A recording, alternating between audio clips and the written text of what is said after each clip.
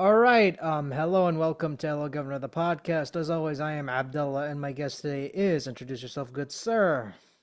Hi, my name is Mauricio Ortiz-Segura. I am a Mexican American voice actor and actor here in Dallas, Texas. Is that how you pronounce your last name, Segura? Yep, Mauricio Ortiz-Segura. Yeah, because you got the two names, Ortiz and Segura, and that kind of confused me. I'm like, like I wonder how that's pronounced. That's right. Now, the hyphen is just there to ensure that you pronounce both individual last names correctly. So it's not Ortiz Segura, it's Ortiz Segura, right? Either way is fine. However you want to say is good. Because I got confused by the hyphen. I'll just be honest. Like the hyphen kind of like confused me. I'm like, what is he trying to do here? Is he literally trying to do the Spider-Man thing where it's like Spider hyphen man? That would have been a lot cooler. No, I was just born this way, I guess. This is my dad's last name, so I don't think even he decided to do that. So I think that was like my grandpa or my great grandpa's thing. So now we are the Ortiz Seguras. I mean, hey, it makes it stand out from the rest, I guess. It's not just like Ortiz. It's like, no, it's Ortiz Segura. It's not just Ortiz. Get it right. Right, yeah. Yeah, get it right. It's Ortiz Segura. I've been called just Ortiz plenty of times. It's always weirder when they call me Segura as opposed to Ortiz because I feel like Ortiz comes first, but I will not be offended if someone calls me Mauricio Segura. It'll just be a little funny to me. Mauricio cigarette. That's I don't know why. That's weird. It's like Yeah, Mauricio it is. It's cigarette. definitely weird to me. I've never heard it's so rare to hear someone call me Segura, so uh usually just or if someone just says Ortiz, like if I'm ever making like a my player and like some sort of sports game. The last name is always Ortiz because that's the only thing they pronounce. They will not pronounce Ortiz Segura. I mean, it helps, I think, because having a unique last name helps because you're the first on the Google search, so it doesn't get you confused with anybody else. That is the beautiful part of my last name. I it's almost cool that I didn't think of it as like I guess a stage name.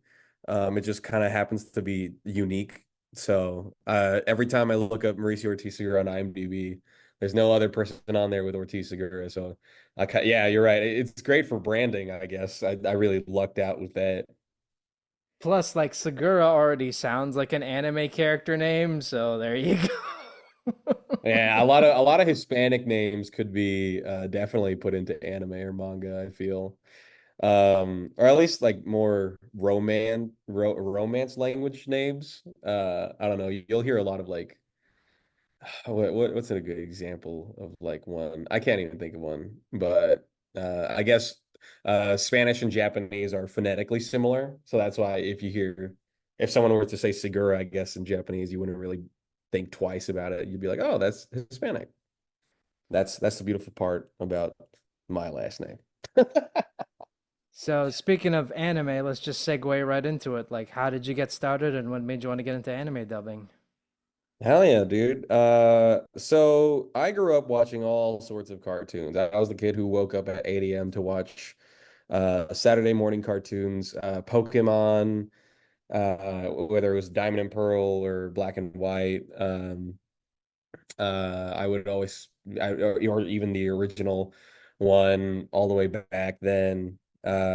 Same with like all the Cartoon Network shows, Nickelodeon, Disney Channel. I was not a this channel's the best one type of kid. I was like, I want to watch it all, and I enjoyed it all. I was very much a cartoon connoisseur of sorts. But as I decided to enjoy that love for those cartoons and eventually anime, as I soon discovered when I first watched Dragon Ball. Well, technically, Pokemon was the first anime I ever watched, not knowing it was an anime, but then Dragon Ball Z slowly uh, fit in after that. And because of that, I made a lot more friends at like the lunch table that were interested in Dragon Ball, like I was. Back then, it was still not mainstream to like anime. You still got like made fun of. I would remember kids who liked Sailor Moon, and then be like, "What's Sailor Moon? That's so lame." And I'm like, "No, dude, no." But I didn't watch Sailor Moon. I thought it was a girly show back then. Um, but yeah, as I grew up, I guess I wasn't super interested in acting. I did do the school play in middle school and eventually but I was more of an athletic kid. And as I grew older and everyone else grew taller and stronger, and I got stronger but stayed the average height that I am, I was not really at an advantage for sports anymore. So I was like, what do I do with my life now? And so the final breaking point for me to quit sports was when I tore my knee like horribly, and they had to like piece that thing back together. And I was like, oh man, what am I going to do? So eventually, my friend, shout out my boy Brian, he got me into theater. He one day was just going in the hallway and he said, "I'm going to a theater audition. You want to come?" And I was like, "Yeah, sure, why not? I'm doing anything that day." And I booked just a small named part, but it was the first named role I'd ever gotten in, I guess, a higher level production than middle school theater. And so that was cool. And I kind of stuck with theater. That was my crowd in high school. And then as I graduated, I was like, I don't really want to quit acting. And so I tried to find avenues to continue acting. In the dorm in college when I went off to TCU for a good year. There, I actually found my first couple acting gigs. I got to be in a couple short films, thanks to the short film club there. Those were really great learning experiences, and everyone there was super nice. But my first paid gig was actually a short film that I did. I have no idea if it's out there anywhere in the world, but I can't remember if it's out on my IMDb or not, and I'm forgetting the name. Um, but that was my first paid gig, and I got it off Craigslist. Would you believe that? I do not recommend looking for Craigslist for acting jobs, but that's where I found it. Um, and originally I did want to like solely focus on being a film actor. Film and theater, I wanted to be known for my emotional performances and like emotional and physical performances translating from theater into film. But as I started to explore other avenues of acting, I discovered voiceover. It was a an avenue I had never even considered uh, up until a certain point in my acting career. And so I was like, okay, well, why don't I try and figure out what I can do here? And so I bought myself a super basic USB microphone, and then I quickly figured out that wouldn't be enough. And eventually I got better equipment. And because of that better equipment, I managed to actually book some small indie stuff, some short films, some indie games that have still not come out or seen the light of day. But that was the experience. I distinctly remember I got cast in my first production, which never even saw the light of day. It never even came out ever. But because I got cast in that, I was like, yo, I can keep doing this. And so I switched over to started to take some workshops. I started to take some workshops with some of the greats, Sonny Strait, Chris Rager. And Sonny Strait was actually the guy who put me on the path to anime. He said he looked like right at me and he was like, "Yo, man, keep doing this. You're gonna make it into anime someday." And I mean, he called it. I kept taking more and more workshops, and eventually, I just got in front of the right people, and people recognized that I not only could act, but I wanted to be there, and I wanted to compete with the people who were already there and doing the best they were doing. And shout out to a fantastic director, Jason Lord. He's the guy who brought me in and has really set me on this anime path of mine. And how did you take to dubbing? Was it easy or was it hard? Dubbing is interesting because it's very different from other forms of voiceover. When it comes to like prelay animation. Uh, there's usually not anything that you're looking at. You're usually just acting off paper, and so it's somewhat easier in a way because you can be directed in a very malleable form where you are the original voice. Same with video games that aren't dubbed and you're the original English voice, and commercials that are not dubbed as well. You have a lot of leeway and a lot of freedom in terms of what your performance can be. But when it comes to dubbing, dubbing is actually a teensy bit harder. I'm not going to say, oh my God, dubbing is it's the hardest thing ever. It is as difficult as any other voiceover job is, um, with the added difficulty of you have to match the performance that has already happened, right? Um, the performance is already there in the Japanese, and so, or in the Korean or the Chinese, depending on what animation we're dubbing over. And so, if you don't match that exact performance, there's a chance that the people who are watching in the English dub, who also watch it in the sub, are saying, hey, this performance was weaker or this performance was different in a way I didn't like. And so it's an odd challenge trying to match a performance that already exists while also trying to make it your own. And a lot of it's very rare that an anime character can do something pretty different from from the original source material and it still come out like as like a different character or different voice, but still perfect. A good example is Goku. Sean Schemmel does a fantastic job in the English dub, um, but he sounds nothing like the Japanese voice actress for Goku, who is an older woman. Uh, the two very different voices and takes on the same exact character, but they both work perfectly. And that's the beauty of dubbing. It's hard, but if you can either make it your own or match it perfectly and still get people to appreciate it, it's all worth it in the end, in my opinion. And you have to ask yourself as an actor, am I gonna try to match this perfectly, or am I going to try to do my own take? And sometimes you don't even have that. You don't even have that time to think because you're on a tight schedule because simuldubs are a thing and they need the content out faster. So, you Oh know, yeah, no, it's I completely agree there. It's not an easy thing. I guess I can share another thing about why it's not easy. It's because we're on a time crunch. You get brought in for a certain amount of time in any day. Like, say, I'm playing one of the three leads in a show called True Beauty right now. This is actually what's happening. And I go in for a 2 hour session.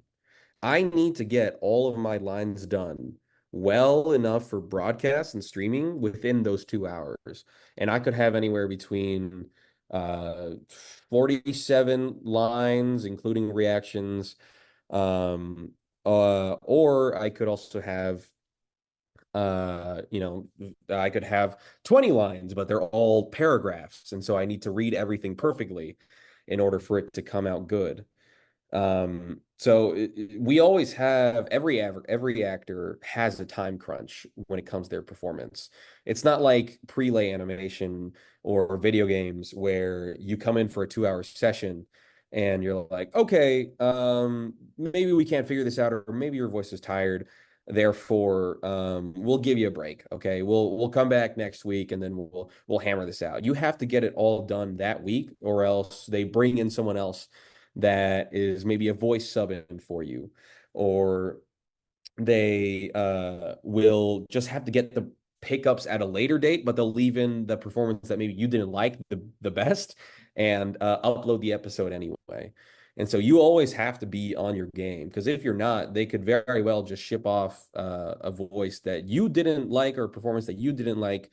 But to them, they have to get their stuff out and they have to get it out by the deadline.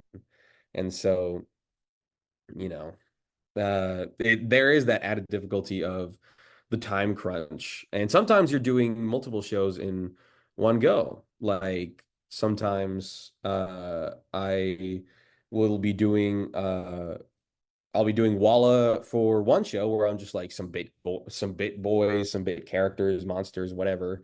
And then immediately I have to jump right into the character that I'm actually voicing. And so you have to be able to also switch in between like five or six characters all in one session because they're paying you. They're paying you for that time that you're in there. So if you're wasting their time, guess what? You're not going to get brought back in. So we always have to be on our A game, or else our careers could be cooked. Also, sometimes like they do the thing where they drop the English and the dub on the same day, so you don't even Mhm. have like the Japanese for reference. Like you don't even have you don't have the advantage of seeing the Japanese episode first before going in. Sometimes it's like, no, you're being brought in for this thing. It's gonna be the dub and sub are gonna be dropping the same day. Go, you know. Oh yeah, that was an issue that they ran into in Kaiju number 8 last season that I was a part of as well. A lot of the actors would say that that we'd be recording like 4 or 5 episodes in advance before the like episode 2 came out. And they'd be like, yeah, they don't even have some of the episodes like ready to go for us yet, and so we just have to wait around and see what we're doing.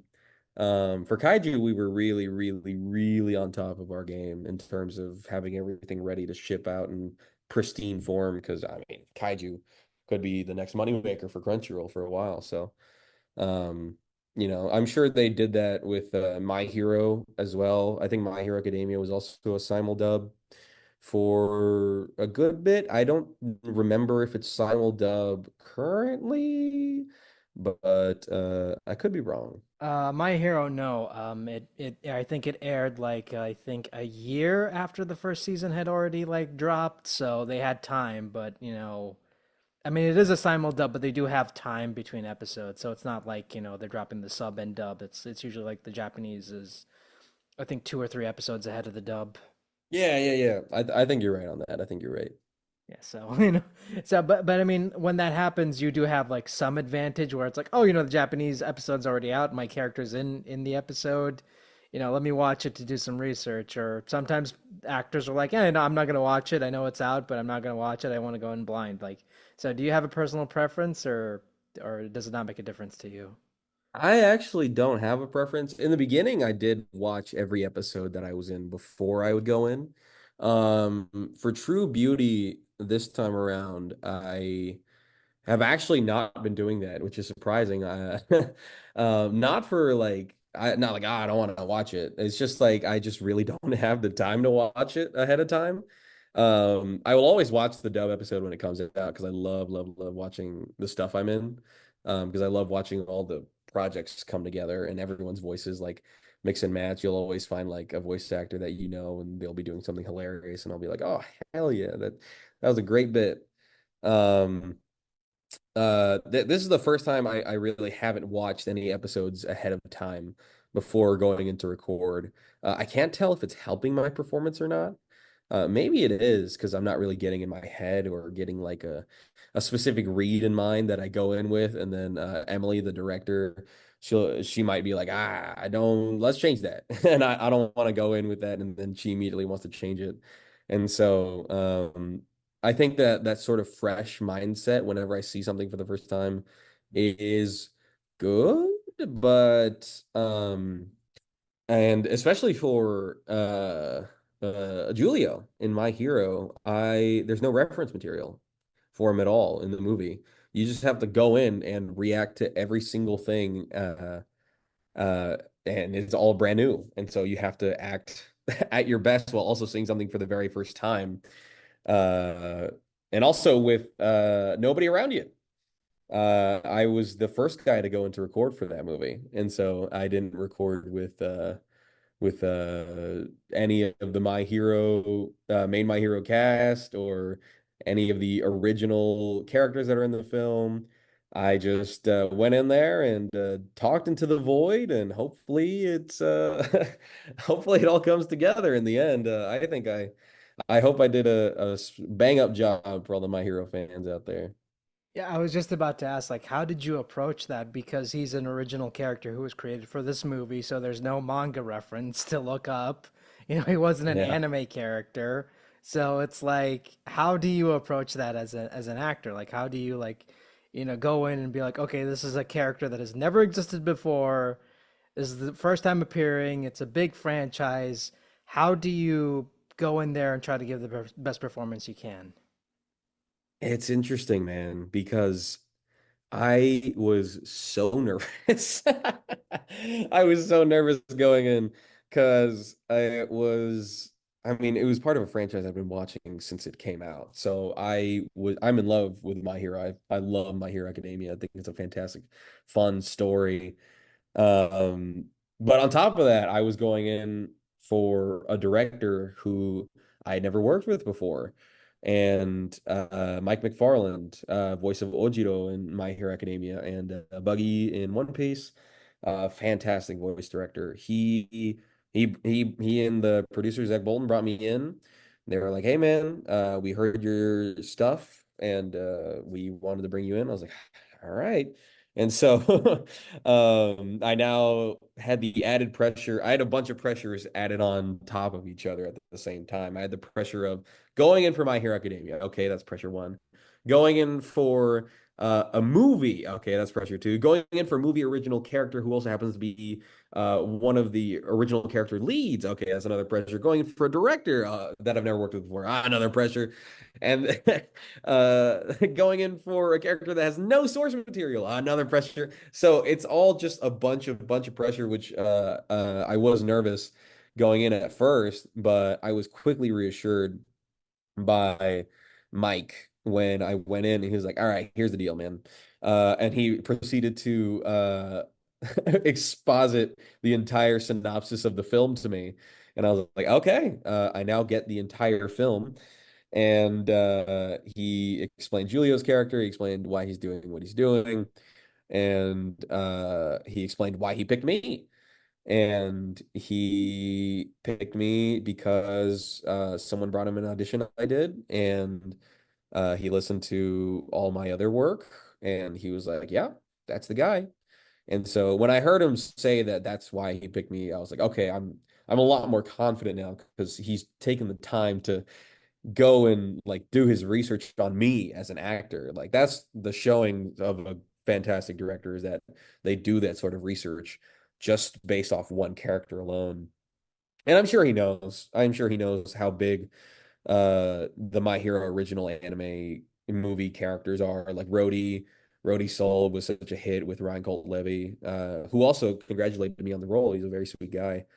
Um, and I guess it was a lot of pressure, but once I got into the flow of Julio, it became a lot easier. I found his voice. I found what I wanted him to portray, and I felt like we matched the Seiyu, the Japanese voice actor, and his emotional performance. I think we matched it pretty well. Me and Mike were pretty happy. We watched all of my scenes back. We watched basically the entire film, the part of the film that I'm in. We watched the entire thing back, and he was like, "Yep, it's good." And Mike is a guy who will never ever let anything bad leave his studio. So I'm excited. I'm excited to see how it all came together. Also, another added pressure is that he's voiced by the same Japanese seiyuu who did Kira in the Death Note franchise. So there you go. Yeah.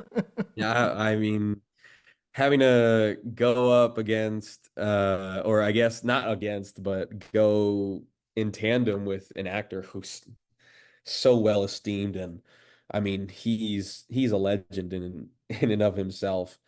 And so it was an honor to be, I guess not an exact voice match, but to play a character that he's playing as well.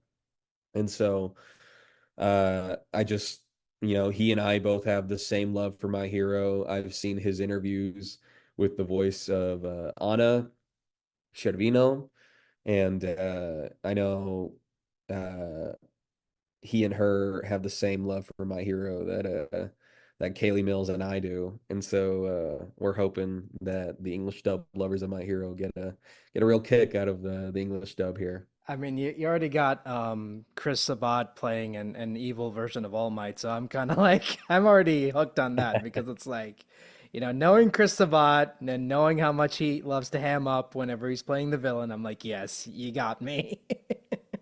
Yeah, man, I'm so stoked to hear him. I think he's gonna kill it. I'm sure he's super excited to play a role outside of his norm. He doesn't really get to play the big evil bad guy anymore. You know, Vegeta was the big evil bad guy for a while, but then he turned sort of good guy, still with like gray morals, and now he's playing like the full on villain. And he's got a lot to do in this, so I'm really, really excited to see how he approaches evil All Might, Dark Might. Oh, scary. Especially since he's got all the same mannerisms and everything. So I'm sure they had a blast in the studio doing that.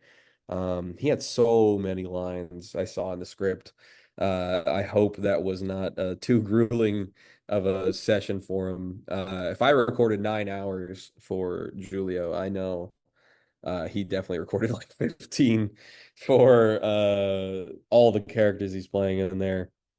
So I'm sure Sabat. He's a goat. He's a legend in his own right in the anime space. So I'm sure he did a fantastic job. I mean, he just has that voice. Like he just has that anime voice where it's like very deep, very gruff, and he's played heroes, he's played villains, but he's always entertaining. Like I don't think I'll ever get tired of hearing him in anything. I'm just like, yeah, that's Chris Sabat, and I'm enjoying it, Like, Yeah, I'll never get tired of it. it's hard for Sabat to play a bad role. uh, it's hard for him to give a bad performance, I should say. He whether he's playing like a super chilled out version of himself, um, every voice is sort of like a his Piccolo, his Zoro, his Vegeta, his Yamcha, his uh his now All Might and Dark Might. They're all perfect extensions of sort of his voice, but just shaped in just enough in a just enough different way that you end up loving it. And because I remember I was watching Solo Leveling and I heard him in Solo Leveling as I think the guy with the lion powers or something, or someone else. But I mean, he was basically playing Zoro in that, and he sounded fantastic. Uh, it's hard for him to give a bad performance. He's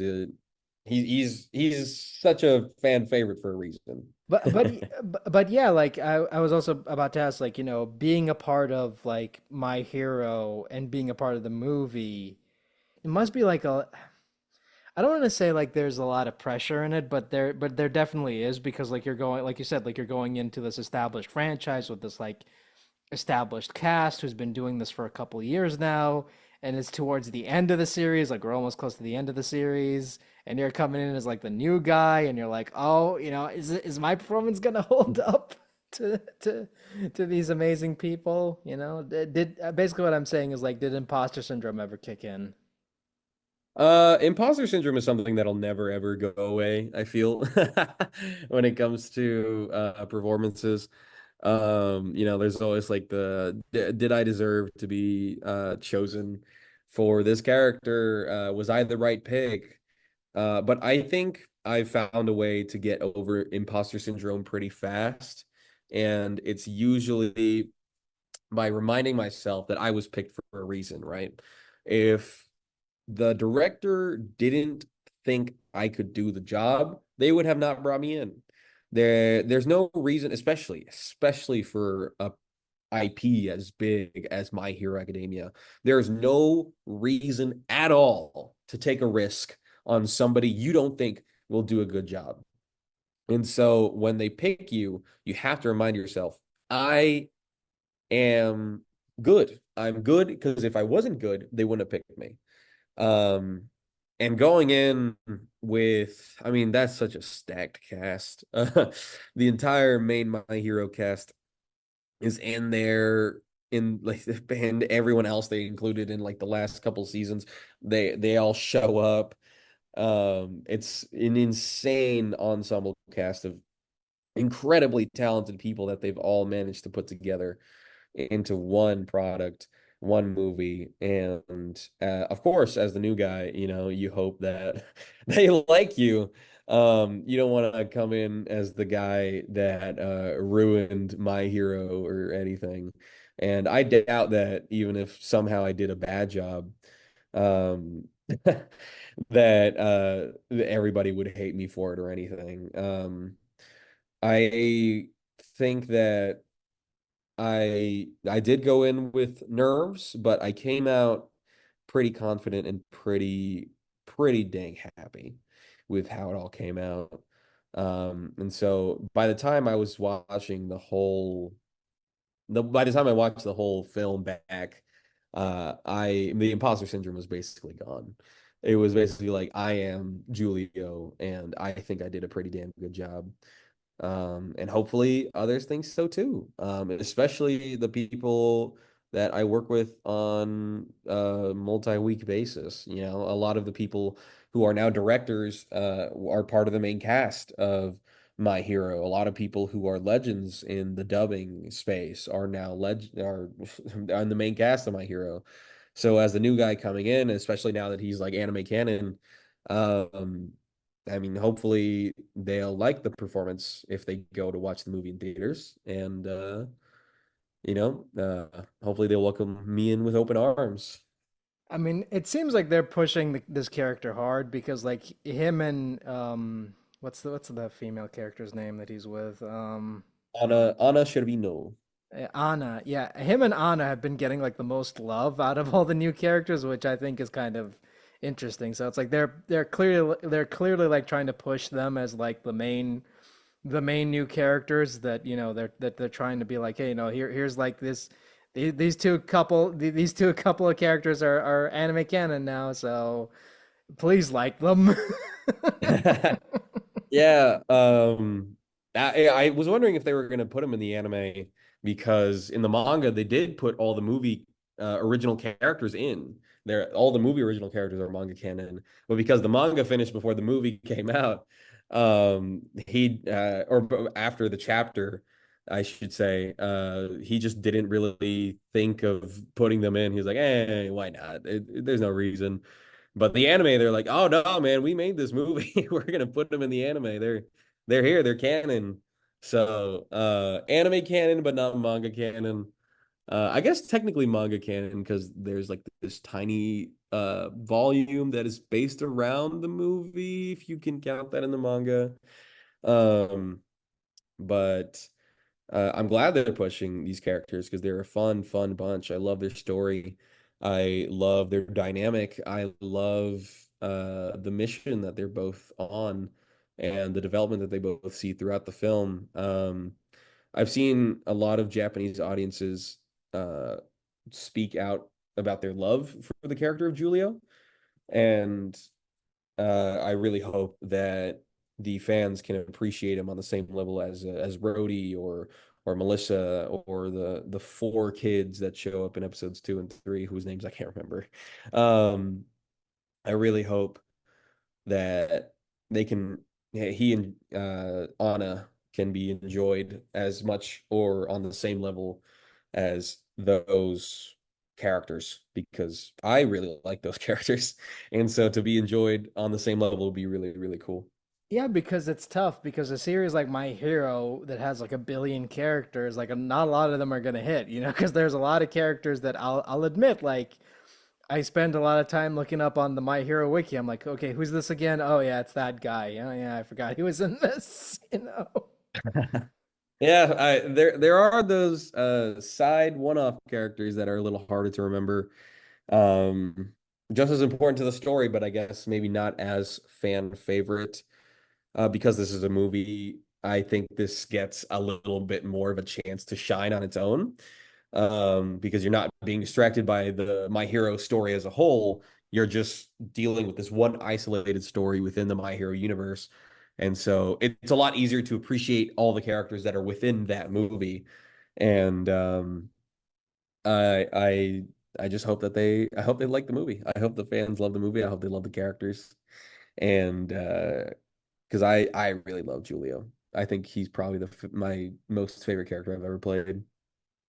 I just love that we're getting like I wouldn't say more of My Hero because they were obviously gonna make more of this. Like it's too much of a moneymaker not to like make more of this. But I think that I just love that they're experimenting with the villains now, where it's like the I think what was it the I think like there was like one movie where they were fighting monsters and typical supervillains, and this one they're fighting like mobsters, like all the villains have like mobster motifs, which I like. I'm like, okay, that makes them stand out from the other characters, other villains of the series, which I think is kind of cool, you know? Yeah, I do like the mobster the mobster villains that show up throughout the film. I think they're very different from the Yakuza villains that show up in season three, I want to say. That might still be season two. But yeah, it's a very different, I guess, group dynamic. Similar in the fact that it's a gang, but different because I guess they have different cultural values based on where they come from. I won't spoil. I won't spoil. You got to watch the movie. Um, but their group is fun. I like their designs a lot. I especially like the voices that they all get. They all do a fantastic job. And so you'll get to see Julio and uh, everybody interact with those guys, and you'll have to wonder how will it all come to be? How will the story end up, and how does it possibly end? I guess because it's taking place between season six and seven. I mean, knowing what we know, it's not going to have any long-term effects on the story because again, this is this is like a movie, and the story's already planned out, so they're not going to be like, oh, we're going to do something that's going to change everything. It's like, nope, you're going to have like the middle battle, you're going to have a middle battle, you're going to have like a side story. And I think what's great about these types of movies is that, hey, like they're not like saying, oh, it's non-canon because they're like, hey, it's a big universe, and Deku could have gone on other adventures that weren't seen in the manga. So, who's to say? Yeah, this one apparently takes place in between the 3 day gap between when Deku comes back and then when they get going. So this is literally like in between that whole event, which is crazy because this is a giant event that just happens in the middle. But it's funny that they explain it like this happened within like the 3 day gap. Um, and so it's they made it plausible. So and obviously none of the movies have like a super long-term effect. Like in the second movie, Deku straight up gives Bakugo his quirk. But that doesn't stick around at all. In fact, it's retconned. It's reverted by the end of the movie. Um, so I guess you'll have to see if that happens here as well. Yeah.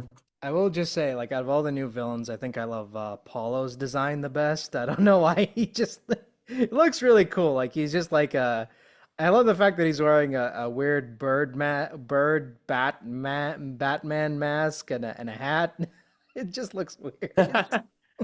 I really liked his design. Or actually, originally we weren't sure if we were going to do Italian accents or not for the characters. Um, but in the end, we decided that the Italian accents would probably take away from the performance.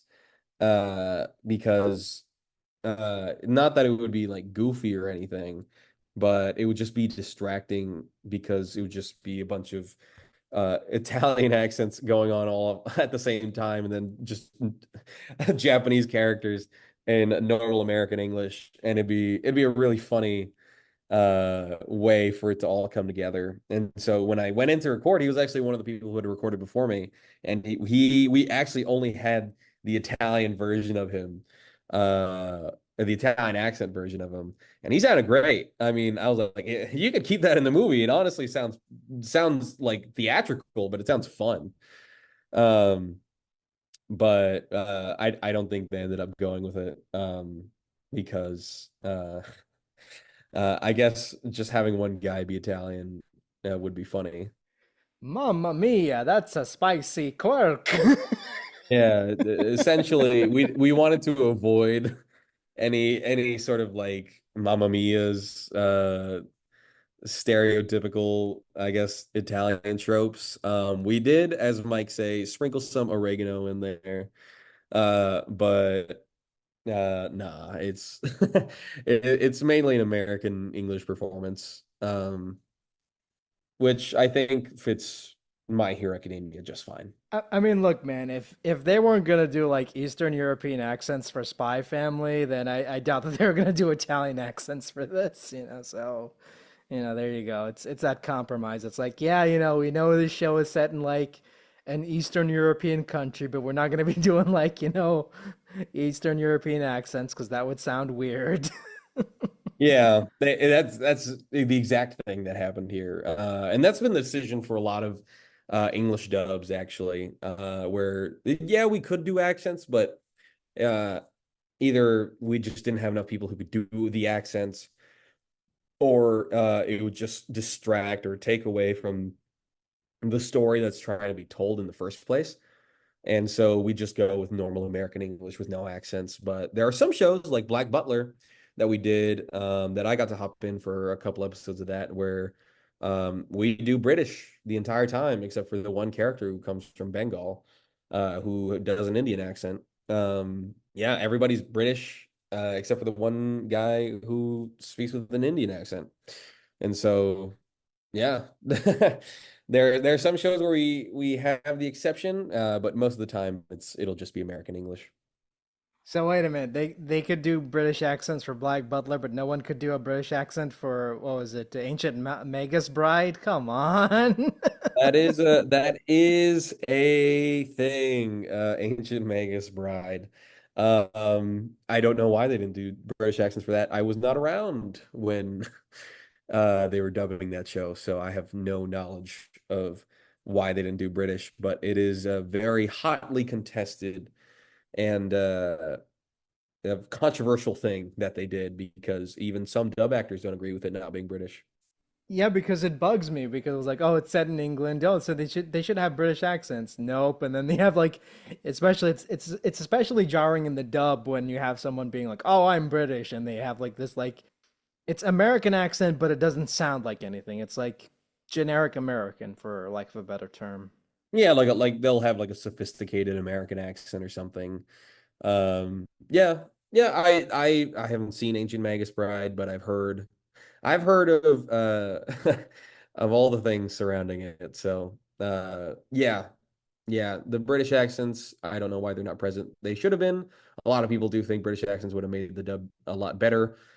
But we avoided that problem with Black Butler. So Black Butler will always be British.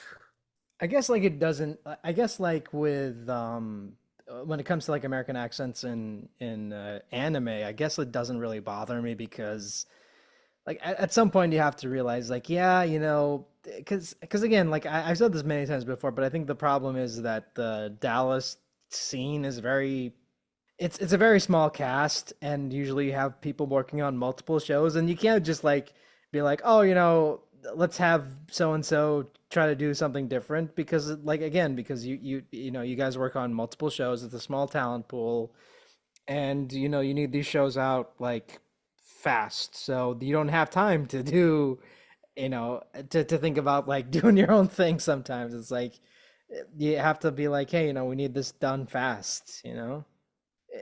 Basically what I'm saying is a compromise. It's that compromise that you know, could it be better? Yes, but I understand why they did it, you know.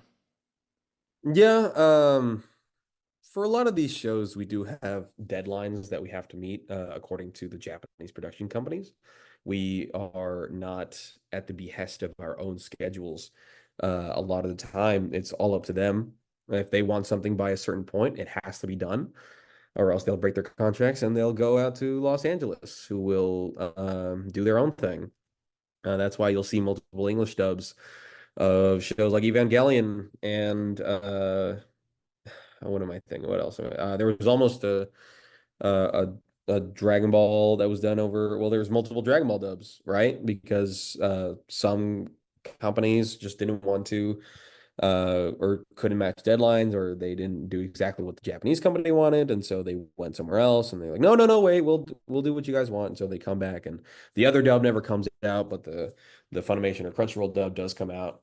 And so yeah, there's a whole lot of reasons. The Dallas talent pool is, I guess it's not as limited as you would think. We still use a lot of Los Angeles talent, especially because a lot of them originated here or moved down here because it's a lot cheaper to live here than Los Angeles. You'll see LA actors fly in sometimes just to record something in studio. Kaiji Tang does it a lot. Alejandro Saab does it a lot. Well, Kaiji Tang less, I guess. He books more stuff outside of anime. But I mean, if you want to book Kaiji Tang, you book Kaiji Tang, and he'll record in LA, no problem. David Sabalov, LA only, has never once come to Dallas, and he got cast as Kaido in One Piece. And One Piece is it's One Piece is sort of an exception. It's such a wide, huge cast that there's even double casts within One Piece. Um, and So we'll like go out to LA, especially if you need a specific demographic. Or I guess if you just want more high profile talent that can get more advertising for the show, and maybe the Japanese company that's producing the show wants that as well, and then the English producers agree, then they'll go out to LA and they're like, hey, that's why Solo Leveling was all the Walla and all the bits were recorded here in Dallas, but the entire cast is Los Angeles. There's hardly any Dallas people here in the main cast of Solo Leveling, despite the whole production being done here. And there's just a lot of production reasons for stuff like that happening. Um, it's not that the Dallas pool is like less talented at all. The Dallas pool is extremely, extremely talented. Some of the best actors I know are in Dallas. But yeah, I mean, there's just so many factors that go into why an English dub turns out the way it does. For a show that maybe it's just like, your isekai of the season that no one cares about. Um, you'll get cast in it and you're like, that's good. I get work for the next 12 weeks. Um, but sometimes yeah, and you can love the show, but if it's not popular, it's like, well, at least I worked and I had a good time doing it. It's hard to have a bad time doing voiceover.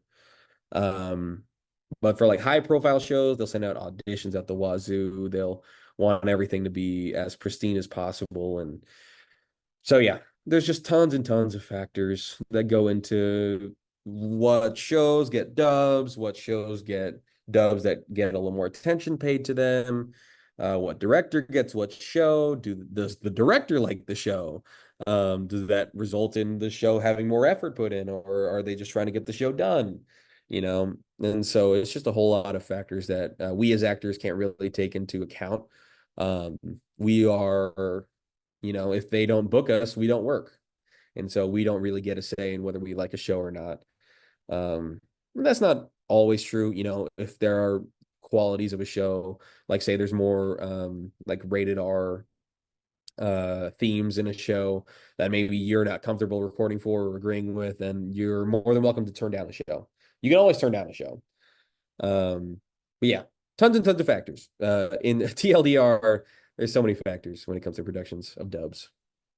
Yeah, I know, but I'm not trying to say like, the Dallas talent pool is less talented or like they're lazy or whatever, but I just feel like like you said, it's complicated and trying to put up like because again, with the modern internet being what it is, like people tend to like point fingers at something and be like, "Oh, this is the reason why this sucked because XYZ." But no, I mean, like there are different factors for why something turns out not as good as you had hoped, and sometimes it happens. Like, I don't mind English dubs, and I'll be honest, like there are some English dubs that I thought were flat out terrible, but I'm not gonna be going on Twitter and being like, "Oh, this is terrible. I can't believe they, like allowed this to air or whatever." Because it's like at the end of the day, I realize like especially if it's done in Texas, like they're working on a limited a tight schedule.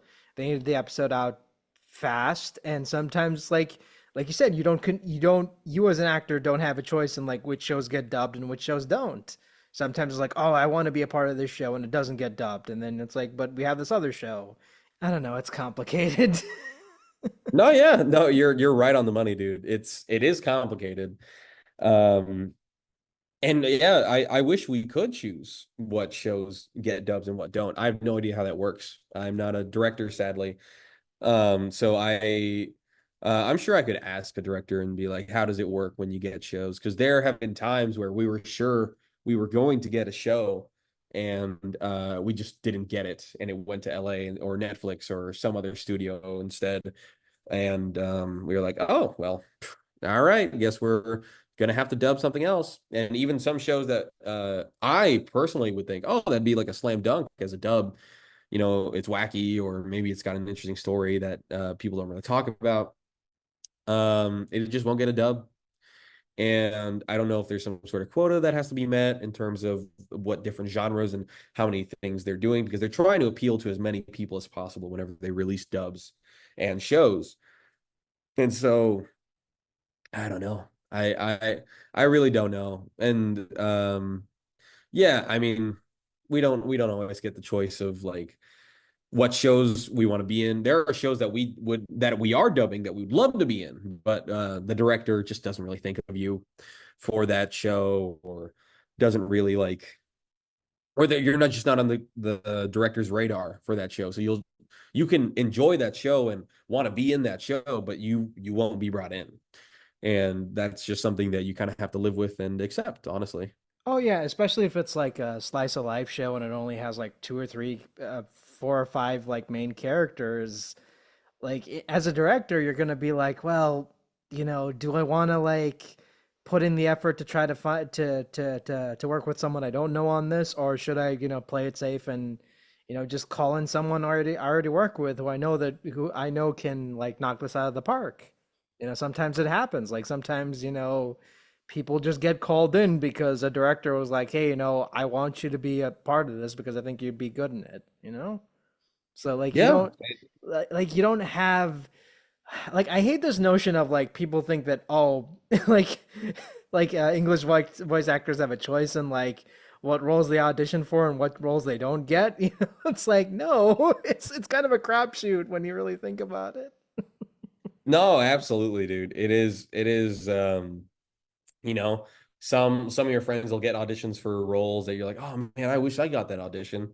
Like I didn't get an audition for this one character that showed up recently in a big show. But I got cast as Giulio. So I was like, okay, well, they're obviously not going to give me both. They're not even going to, they're not even play around with the idea of me playing two big roles at the same time. Um, but a bunch of my friends got that audition. So, like, what are you going to do? Just you move on and do your best. And if you happen to be in an English dub that just isn't like, I guess, up to par in terms of quality, just because the show is bad, because that happens a lot. There are plenty of shows that we dub that aren't good, so therefore the English dub sort of suffers as a result. Good acting can only carry a bad story so far. um but bad acting can make a bad story even worse. um we definitely try not to have bad English dubs these days. um you'd be hard pressed to find like a terrible one, I would say. And there's plenty of things that could go into casting. Yeah, as you mentioned a director, maybe they're working on a project and maybe they don't have a lot of time to cast, right?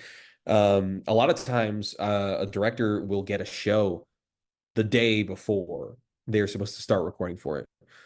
They won't know what they're doing, and then day before, bam, there you go. start recording the show tomorrow. And they're like, what? I have to record the show tomorrow. I don't even know what this is. And so then they have to go and do all this research all by themselves. And then they have to get their assistant directors like, okay, I need help casting this now because we need to cast this within a day. And so they either send out auditions or they just cast people they already know, or they just cast people that have done auditions that they've heard before. And they're like, okay, I want to give this person a chance. So the time crunch comes up again, there's so much that goes into why some actors get a lot more work than other actors do. Just because they're more well known around Crunchyroll. That's it. Um, and they're well known to do good job, good to do good work. And so if you do good work consistently and everyone at Crunchyroll knows that, you will probably get cast again because there's no reason for them not to give you more work if they can't think of somebody else for a job. I mean, why do you think Alejandro Saab gets so much work? Because like directors who've worked with him know what he's capable of, and they're like, hey, we don't have a. And sometimes they'll be like, hey, we don't have someone in mind for this like one character for this like one episode or whatever. Let's just see if Saab is available. Oh, he'll do it. Okay, cool. Yep. That happens. Saab is his own beast. Um, you know, Saab and Kaiji and Zeno, those guys have well established themselves at Crunchyroll. They're the type that you could bring in for a lead role or bring them in for uh some big role and they'll be like, "Yep, it's Alejandro Saab. Bring him in." And when you audition for a role that one of those people got, or like a vet in the industry got, you'd be like, well, I never stood a chance, did I? You know? So, that'll happen. And it's just another part of the industry you gotta deal with. But if you ever lose a role to Saab or Zeno or Kaiji or um, you know, uh Colleen or Monica Rial or any of those guys, don't ever feel bad because those guys are the best that they got over there and they are talented as hell.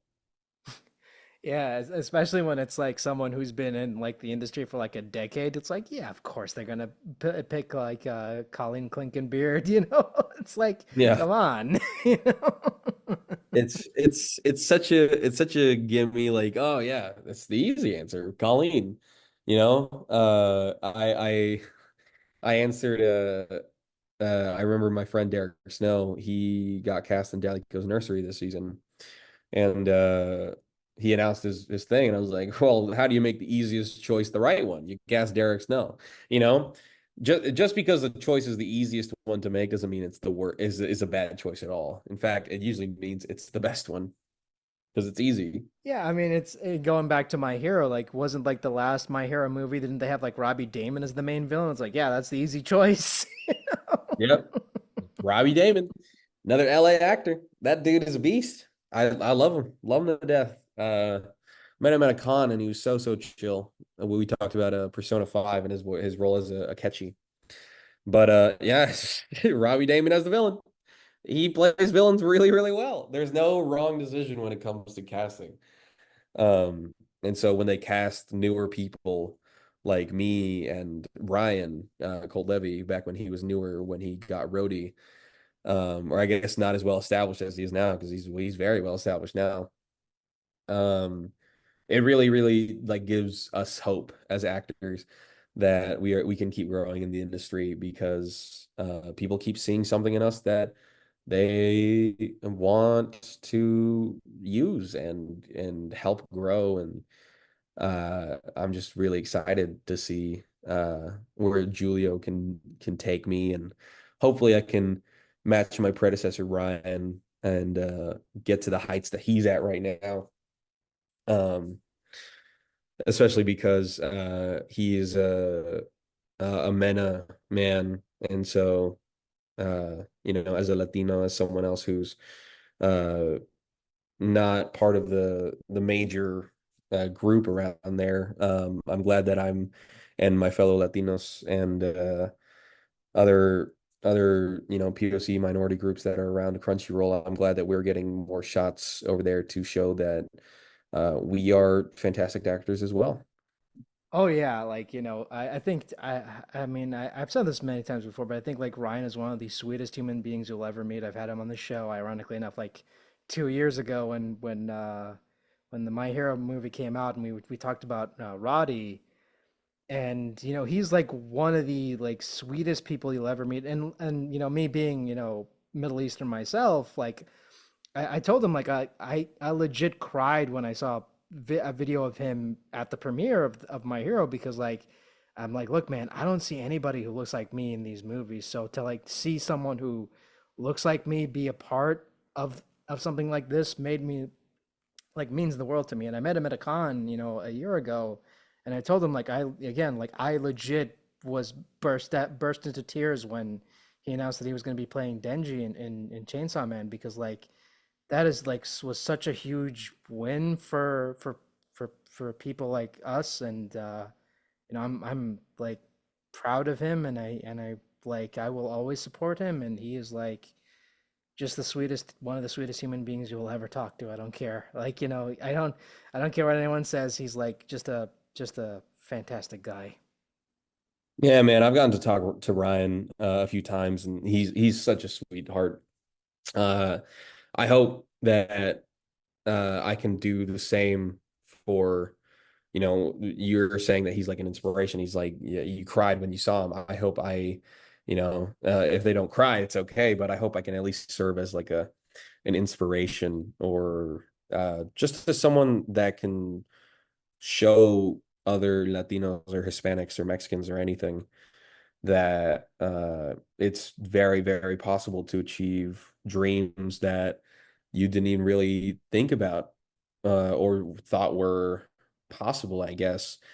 And so I hope I can do that for others as well and show that, Latino excellence uh is still beating at the heart of a lot of what America does, and a lot of what is happening in Hollywood and the Crunchyroll space.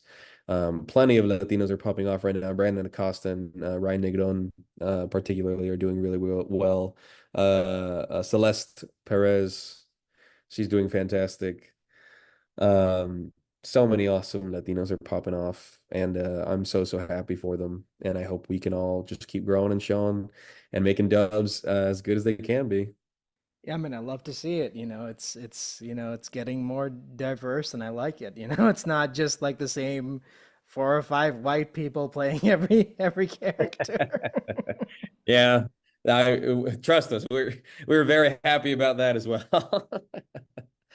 But yeah, and those guys are fantastic actors. I mean, if they get cast, I have no qualms about it. But it's just refreshing to see, I guess, a more diverse cast list whenever you look at just names alone. Yeah, I remember like I don't know if it was like a year or two ago when they announced I think it was like One Piece. They announced like three big name characters, and it was like Bill Butts, Gabe Kunda, and Major Attaway. And it's like, man, that felt great, because like seeing like three very talented black men get cast in like these major roles in this major anime was just such a huge moment. And it's like, yeah, well deserved. you know? Oh yeah, and the fact that I don't know, I think it's really cool that they made them all very like the very very strong black actors who have fantastic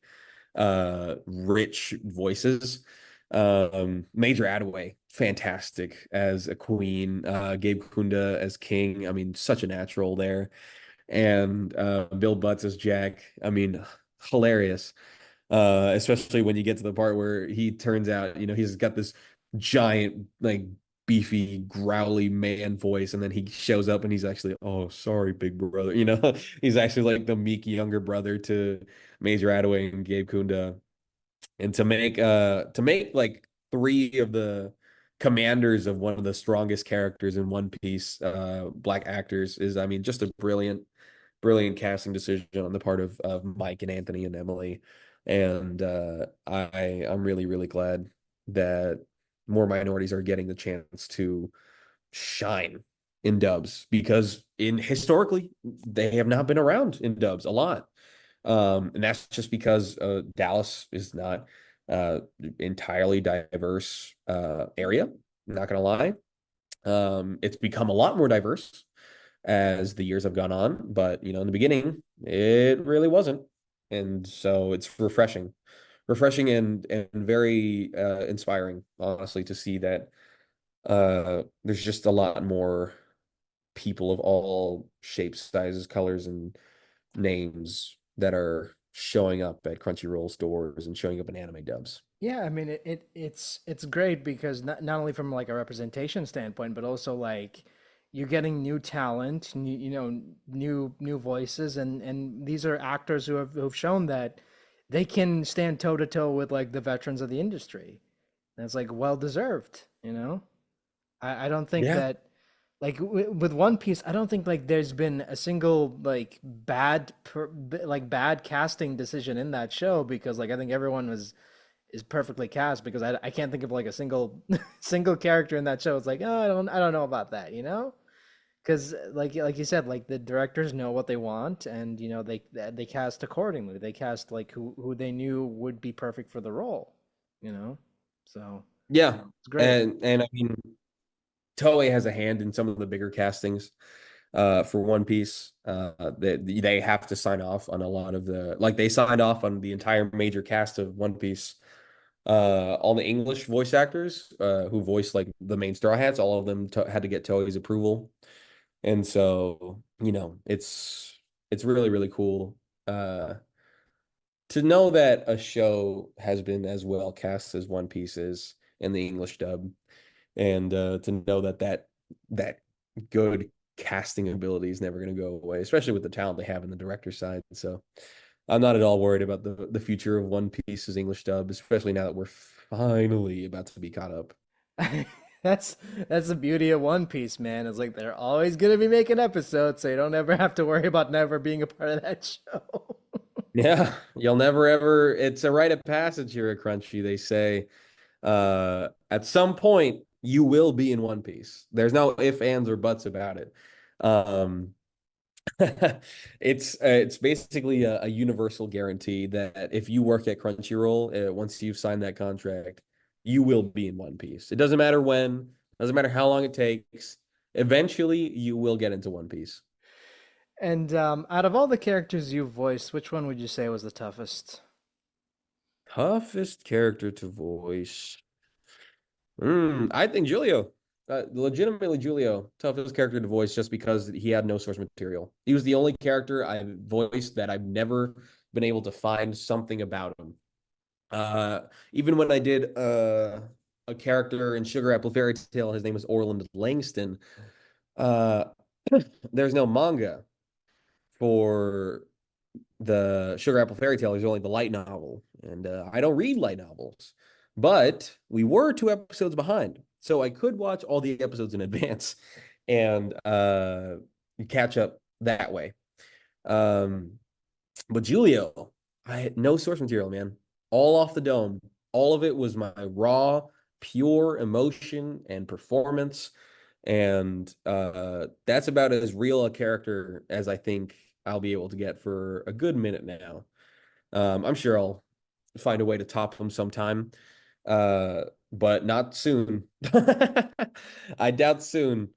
Um, because that Julio's character was a challenge, and I really had to find emotions within me to that I hadn't gotten to play around with in dubs that I really, really had to channel and use to the fullest extent. And so that's why I keep saying I'm gonna keep saying it. I hope they like it because that character is really like, yeah, I mean I'm playing a character at the end of the day, but I put a lot of myself into him. And what was the best and worst piece of advice you've ever been given as an actor? Ooh, best piece of advice. Your career moves as fast as you want it to. That was given to me by Brian Massey, voice of Oolong and the pig in Dragon Ball, um, and plenty of other things. Brian's super talented. Um, but he said that, and that really struck a chord with me. Because after he said that, I legit worked my butt off in order to get to where I am today. I started working on demo reels. I started working on my resume. I started sending off so many emails. I started recording another demo reel. I got into Crunchyroll. Okay. And then I waited around and then I recorded so many different things. And so your career moves as fast as you want it to, you know? I auditioned for so many random things that I would find. One of those random auditions that I decided to audition for on a whim, very last minute, I ended up getting my LA agent off that audition. And so, there's so many different factors, but your career moves as fast as you want it to is by far one of the best pieces of advice I've gotten, and I use it. I take it to heart a lot because it's okay to slow down, though. It's okay to slow down. It's okay to take your time with things, but if you do slow down too much, that will affect how fast you progress in your career. As for the worst advice I've ever heard, ooh, uh, I can't. I guess the worst advice I ever heard was not told to me, but told to someone I know. And it was like they told them basically to keep emailing people like every 2 weeks. Um, and I don't know if you know this about voice directors, casting directors, producers. They don't like to be annoyed. They hate to be annoyed. And if you're an annoyance, oh, that makes them want to work with you a lot less. And so, um, yeah, yeah, I guess the bad advice there would be to constantly pester people and constantly request to be put in shows. Like, please, please, please, please, please put me in shows. Please put me in shows. Because I mean, at the end of the day, you'll either get put in a show or you won't get put in a show. But annoying them won't help your case at all. And there are cases in like Hollywood stuff where you'll hear, yeah, man, I just kept annoying them until I got the role, like I think it was Aqua Teen Hunger Force, the guy who plays the milkshake guy. Uh, he said he didn't get the part, but he legit sent the director like 100 voicemails in the character's voice, just annoying him. And because of that, they cast him as the character. But that's like super insane to do, right? So that it's a weird thing where it can work for others, but it may not work for you. It's just a very inconsistent way, I guess, to gain a director's favor. Um, but there are plenty of cases where a lot of actors, like the one on Ted Lasso, I forget. He's the guy with the beard. I don't know. I can't. I didn't watch Ted Lasso, but I saw his interview, and he basically said he was one of the writers on the show, and he was like, I think this character is actually just straight up me. And so he recorded himself recording a part of the script and sent it to the producers, and he said, hey, if this works, great. If it doesn't, just ignore it. But I thought I was this character basically, and they said we can't be bothered to look for someone else. You're the character. Good job. You know, works for some, doesn't work for others, but more often than not, if they don't know who you are, you're just annoying them. I mean, hey man, as someone who has a habit of like cold emailing a lot of people to come on this podcast, I know the feeling. Yeah, no, again, cold emailing works. Cold email. I mean, that's how you got me on the podcast, right? Uh, cold emailing does work, especially, but in a very respectful and like, professional way. If you're not professional in your cold email, you're like, hey, want to hop on my podcast? Or, hey, you want to be in this project I'm doing? I'll pay you 2 cents. It's like, okay, well, A, I'm not interested just because of the tone of the email, and B, like it just seems like you couldn't have been bothered to write a more formal email. So professionalism, this is advice I will give. Professionalism in this industry goes a long way. Just being professional, just being professional will instantly set you apart from a lot of people. And as you get more comfortable, it's okay to get more casual with people and directors, but before you can even entertain being casual, you must be professional. Yeah, that's why like I, try to conduct myself in a professional manner because I'm like, if I'm going to be contacting someone, it's going to be like a, formal professional email. It's not me being like, "Hey, I do this podcast and I'm pretty great and I think you should be a part of it." It's me being professional. It's me being like, "Hey, this is what I do. This is these are the list of people I previously had on the show. Would you be interested? Yes or no?" If yes, tell me, what would work best for you. If no, then please ignore this, So Yeah. it's like I think professionalism, again, goes a long way. Like, just like I mean, it basically goes without saying, don't bother people. Don't and don't have that ugly sense of entitlement of like, well, I've been doing what was it like? I did a couple of Walla sessions here and there. I should get the next lead role. No, it doesn't work that way, bro. Yeah. No, there are plenty of people who will get a big head just because they got into anime, right? And like, yeah, people love anime. You tell people, oh, I was in an anime once, people will be like, oh my God, that's amazing, right? Because a lot of people like anime. But if you get a big head, you get a big ego or something, just because you did like Walla or you did like a bit roles or you played like this like named role like in this one show that not a lot of people remember. It's still work. Like you are a professional actor. Don't let that dissuade you from being a professional actor and pursuing more work. But don't get a big head. Don't become a diva just because you booked something, right? It's a career killer, and the ego is a career killer. Being a diva is a career killer.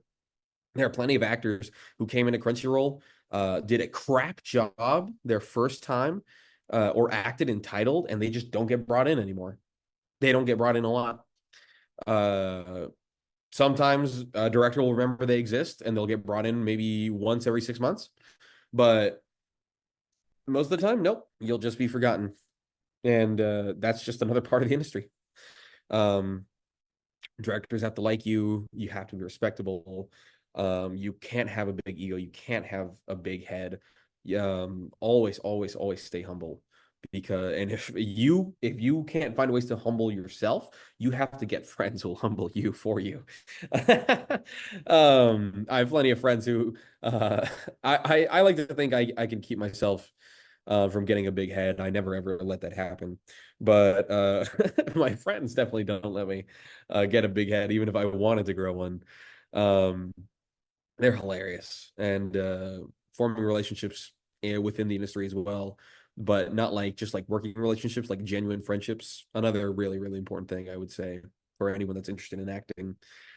Find friends within acting and also have friends with outside of acting because maybe something will happen within the acting industry that will separate you from your friends for a little bit, and you'll have to rely on those outside of acting friends to get you through it.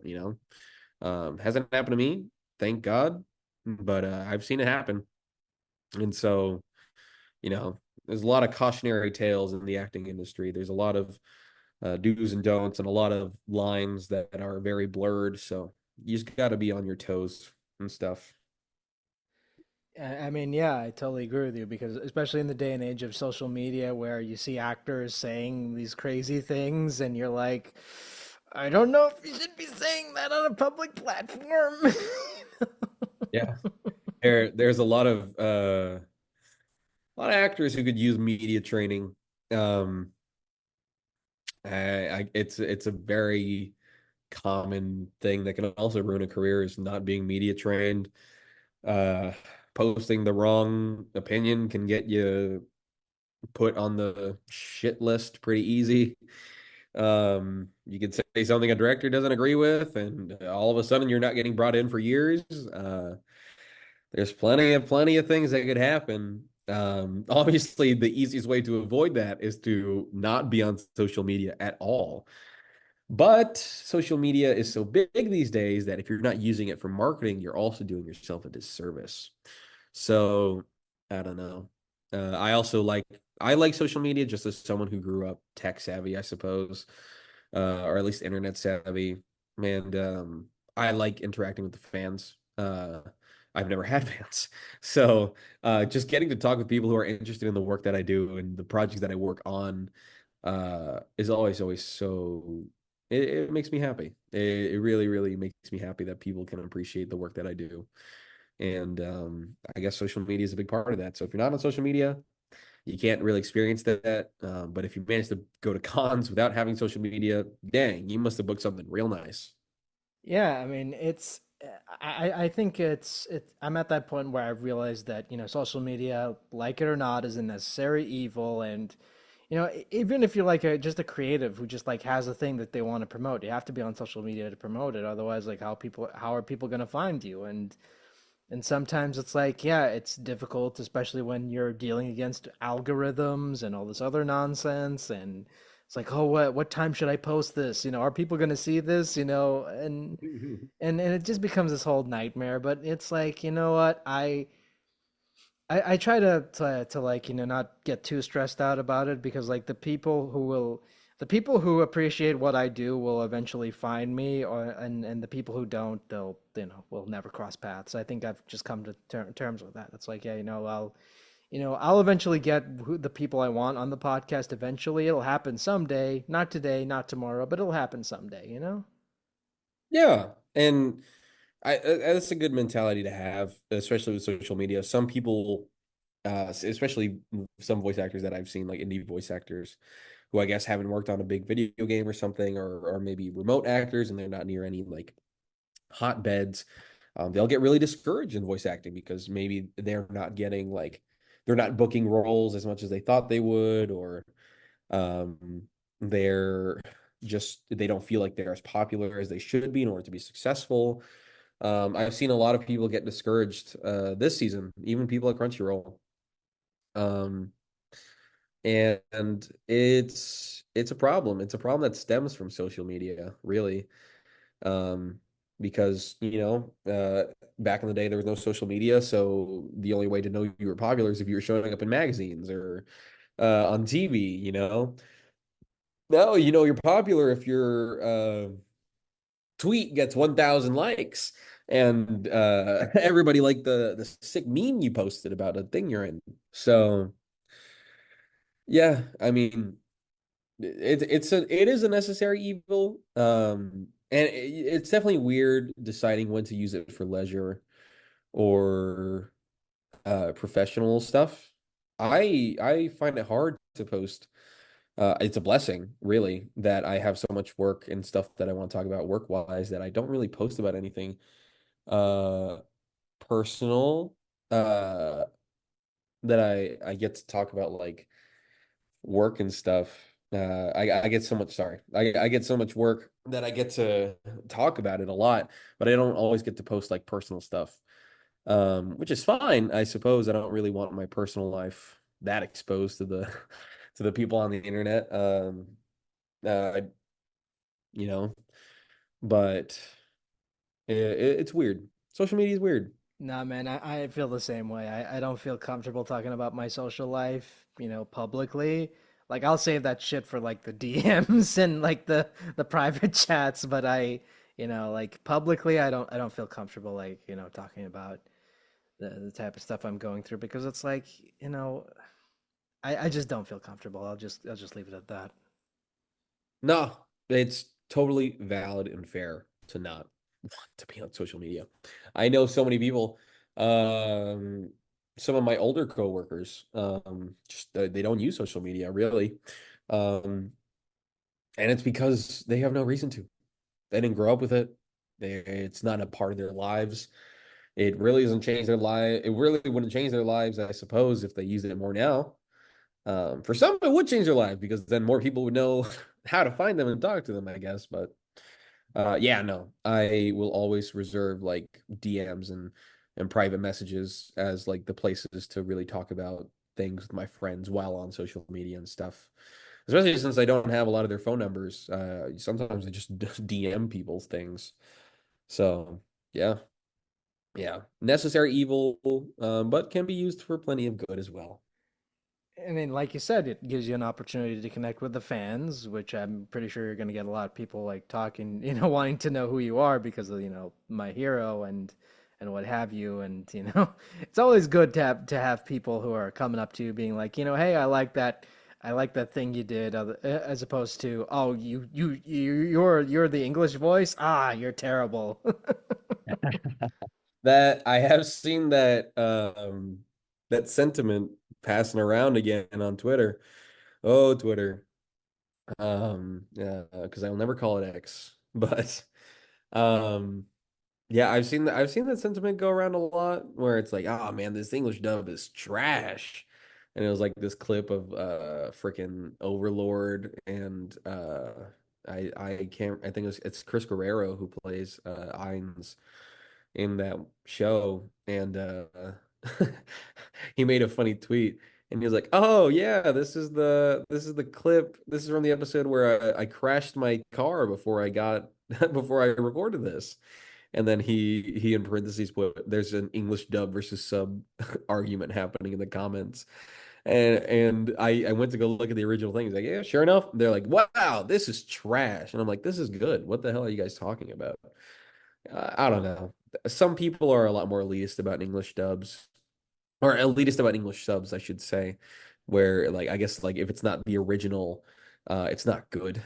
I feel like it's a lot easier to make English dubs good when it comes to anime and cartoons because the lip flaps are a lot easier to match, and so it can come off a lot more natural, almost like you recorded it in the language it was meant to be recorded in.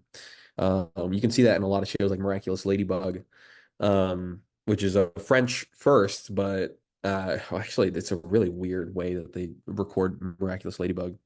But it's a French cartoon first, recorded in English after, and yet the English looks seamless. And so, sometimes English dubs work for some people, sometimes they don't. It all depends on what you watched first, right? If you watch something first in the Japanese and you go to try to watch it in the dub, you might not like it just because you like the sub more. You're comparing. Comparison is the thief of joy. So if you watch something in the dub first, you'll probably enjoy it, you know? Yeah, absolutely. I mean, yeah, it is always going to be jarring when if you're someone who's only like sub only stumbling across like a dub clip for the first time. Of course, it's going to sound jarring to you because like you're just used to the sub and you're used to the sub voices. So of course you're going to be like, oh, what the hell is this when you're stumbling across like an Overlord clip that's from the English dub. It's like, yeah, of course it's Yeah. going to sound jarring to you. But for the people who only watched the dub of that show, it's like, what are you talking about? That's just like a clip from the show. That's exactly what happens, man.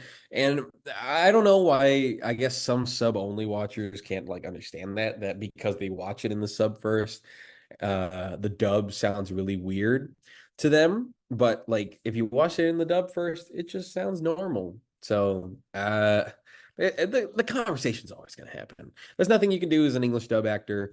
All you can really do is give it your best performance, and if they don't like it, well, get over it. I mean, you don't have to get over. You can. It's very okay to be disappointed with people not liking your performance or anything, but there will always, always, always be people who will crap on your performances for any one reason. A good example will be the in Persona 3 Reload, which came out this year. Alejandro Saab takes over the role of a character named Akihiko Sonata, and he replaces the original voice actor, which was pretty liked for that role. But Persona 3 was a lot was very niche back then, especially the Persona series. But because Persona 5 made it super super popular, Persona 3 obviously was getting so much hype.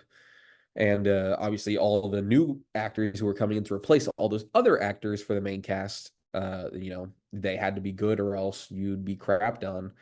And Alejandro Saab got crapped on a lot because they didn't like his rendition of Akihiko. And it's hard to think, like, wow, even Alejandro Saab, even he can get crapped on for something. And he even tweeted, he was like, yeah, man, I can't pretend I'm not hurt by the tweets, but I hope some people like it. There will always be people who don't appreciate your rendition of a character's voice. And his is very different. because it's a recast and not just casting for an English dub of a character that was originally Japanese. So he had basically what is the Johnny Young Bosch of Broly, uh, where they recast an already cast English dub character. But Broly was for a whole other slew of reasons. But yeah, I mean, there's nothing you can do. Move on, you know, deal with it and in a healthy way. And hopefully the people who like it will appreciate you for it. Yeah, I mean, it's gonna happen. Like, recasts like happen, and sometimes, like I'm not saying like you have to like his performance. Like, if you don't like it, fine, whatever. No one's like putting a gun to your head saying like, oh, you got to say nice things only about his performance in Persona 3 Reload. No, it's like it's fine. I personally prefer Liam O'Brien's take on the character because I remember playing what was it, Persona 4 Arena, I think it was, the fighting game with him as the character, and I was used to his take on the character. So, but I'm fine with Saab's take on the character. It's like whatever, like I'm not gonna lose sleep over it. It's like, yeah, it's a thing that exists. Okay, cool. Yeah, no, and that's the mentality to have, right? I don't know why there's this mentality on the internet sometimes where if it's not the original, it's not good, you know. I think Liam O'Brien does a fantastic job in the original Persona 3, but I also really, really liked Saab's rendition of Akihiko. Um, I don't personally have a favorite, you know, Akihiko isn't even my favorite character in the entire game, but uh I'm I I'm not gonna go up to Saab and tell him, yeah, bro, you sucked because I really liked Liam, you know. That's a very toxic fandom mentality that has been going around and kind of normalized for some reason to just shit on the this new actor that takes over something. Um and for Saab, it was really just because he made the voice deeper. It wasn't because he changed the character or anything. Um so recasts are hard to deal with. It happens in anime all the time, where maybe you'll go in for a character you were sure you booked, and then turns out the director hated your performance, and so they recast you. Or maybe the character you voiced turns out to the maskless character or masked character you've been voicing in the sub was androgynous, and we weren't sure if it was a woman or a man, and you're a man, well, or a masculine voice. Well, guess what? They actually needed a femme voice. Okay, so you get recast. It happens. Just just don't bully.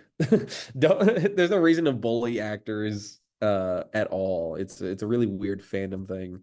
You can not like a performance and not crap on somebody for it at the same time. Yeah, I mean, I wish people had that mentality. And look, man, I'll just straight up say it. Like, I'm not a big fan of Damon Mills's Frieza, but I'm not gonna send the dude hate mail for it. It's like, oh, whatever, it exists, whatever. It's a thing, Yeah, whatever. yeah, and that's your opinion. That's a perfectly valid opinion. Chris Ayers and Damon Mills play the same character, and you can choose. Do you like Damon Mills's character, or do you like Chris Ayers' rendition of Frieza? You know, no one's gonna fault you for saying Damon you prefer Chris Ayers over Damon Mills, and no one's gonna fault somebody if they actually really like Damon Mills over Chris Ayers' version. There shouldn't be like a fight to prove why one is better.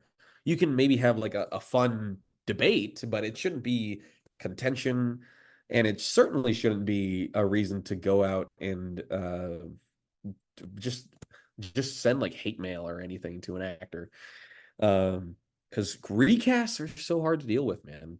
You have a lot of legacy to live up to, so you know, uh, just be nice to actors. They are people too. Yeah, I know. I know. Anime fans, man. Well, what can you do? Anyway, before I wrap this up, can you give us an update on what you're currently working on and where can people find you online? Hell yeah, dude. Currently I'm still working on the English dub for True Beauty. Go watch the English dub. It's a lot better than the gay, in my opinion. And yeah, I play the character Seo Joon Han. He is a K-pop bad boy.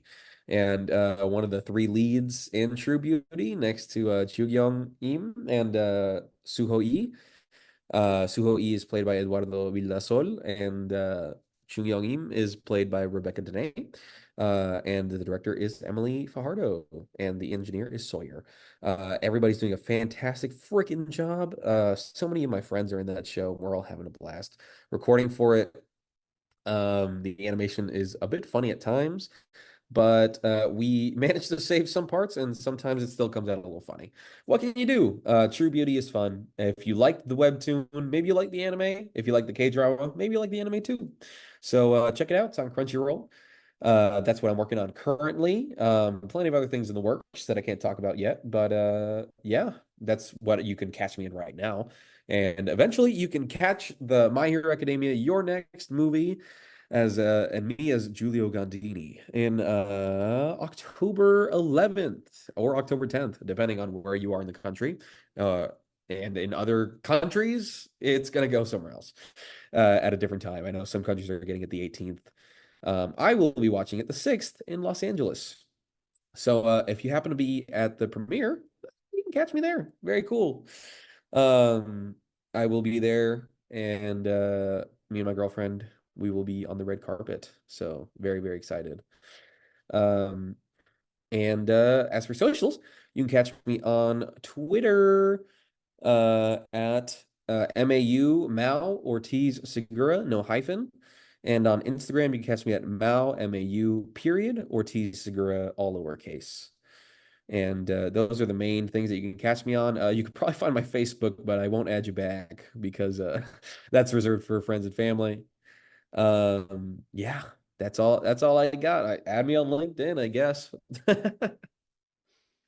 Okay, before I let you go, please tell me you're planning on wearing like a butler tuxedo to the premiere. That'd be funny. Definitely thinking about it.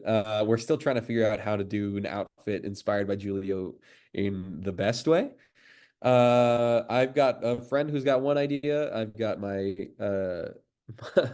my mom who's a stylist who has another one, and we're gonna go clothes shopping soon. So we'll see what happens. We'll see what I wear, and it'll probably be on stream. So tune in, I guess, if you can't make it out, tune in to watch me on the red carpet.